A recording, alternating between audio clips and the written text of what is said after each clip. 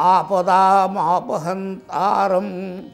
दातारं सर्वसंपदां लोकाभिरामं श्रीकृष्णं भूयो भूयः नमाम्यहम्। विपद विनाशक समस्त संपद दाता तथा संसारर अति रमणीय भगवान वासुदेव को हूँ बारंबार प्रणाम करुछि। सुधीवृंद श्रीमद् भगवद गीतार सरल अर्थ को नहीं भक्ति ओडिशार स्वतंत्र कार्यक्रम वासुदेव वाणी परिसर को आपण मानंको सहर्ष स्वागत और प्रणाम।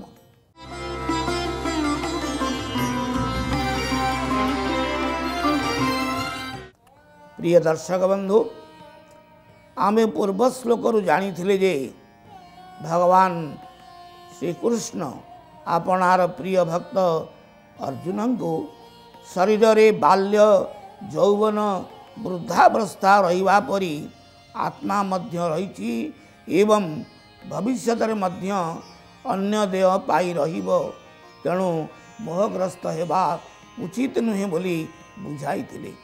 एबे आसंतु आजिर श्लोकरू अर्जुन प्रति थिबा अन्य उपदेश को जानिबा जहा समग्र मानव समाज में अति आवश्यक।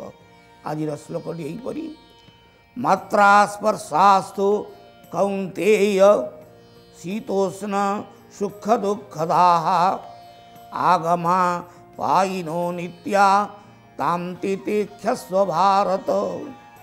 शब्द गुड़िक आम सजाई देवा परी कौन ना हे कौन्तेय मात्रा स्पर्शा तो शीतोष्ण सुख दुःखदा भवन्ति। हे भारत ते आगमा पायिनः अनित्याः तान तितिक्षस्व। अर्थगण हे कुंती पुत्र मात्रा स्पर्शा कहले कौन ना इंद्रिय वृत्ति सहित विषय संबंध या कहुए मात्रा स्पर्श। आउ टिके सरल भाव में बुझिले आम या जानिबा जे नेत्र आदि इंद्रिय शक्तिर नेत्र हूँ आमर ज्ञानेन्द्रिय से इंद्रिय सहित मिसिबार नाम मात्रा स्पर्श। आम आखि आग को अनेक किछि वस्तु आसूची देखापी से आखि से वस्तु सहित लागी जाउची अर्थात ता प्रति आसक्त हो जाउची। सेमती रसना इंद्रिय मध्य अनेक पदार्थ चाखुची आस्वादन करुची ता सहित सी लागी जाउची बा आसक्त हो जाउची। तेणु इंद्रिय मानकर जो वस्तु प्रति आसक्ति बा जो वस्तु पर सेगुड़िक आसक्त हो जाती ताकू कहुए मात्रा स्पर्श। एथिरो सुख दुख ही उत्पन्न हुए।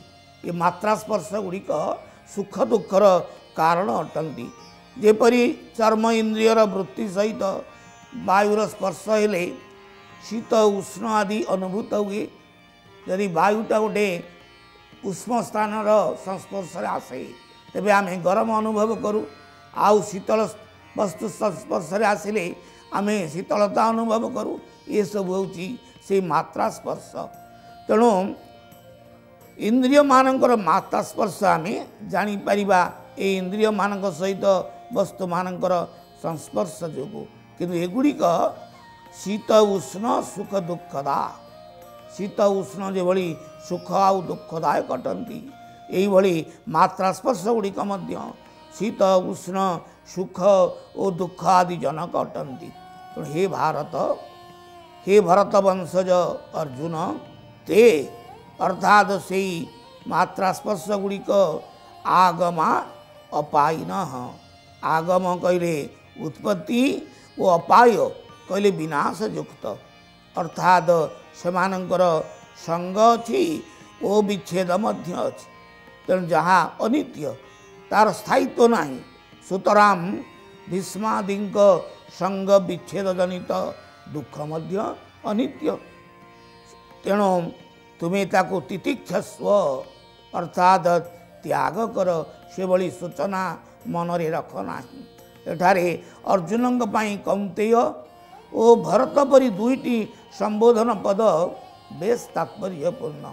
କାହିଁକି ନା ଅର୍ଜୁନ ମହାଜ୍ଞାନୀ ଭରତଙ୍କର କୁଳଜାତ ହୋଇ କେବଳ କୁନ୍ତୀଙ୍କ ପରି ଯଦି ସ୍ତ୍ରୀ ସ୍ୱଭାବ ସୂଚକ ବ୍ୟବହାର କରନ୍ତି ତେବେ ତାଙ୍କ ପକ୍ଷରେ ତାହା ଶୋଭନୀୟ ହେବ ନାହିଁ।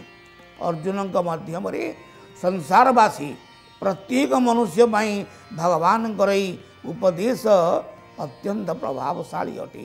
ତେଣୁ ପ୍ରିୟ ଦର୍ଶକ ବନ୍ଧୁ, ଆଜିର ଆଲୋଚନାକୁ ଆମେ ଏଇଠାରେ ବିଶ୍ରାମ ଦେବା ଏବଂ ପ୍ରତୀକ୍ଷା କରିବା ଆସନ୍ତାକାଲିର ସେହି ଗୁରୁତ୍ୱପୂର୍ଣ୍ଣ ଶ୍ଲୋକକୁ। ତଦ୍ଯାବତ ସମର୍ପିତ ହେବା ସେହି ନନ୍ଦନନ୍ଦନଙ୍କର ଚରଣାରବିନ୍ଦରେ ପ୍ରାର୍ଥନା କରିବା।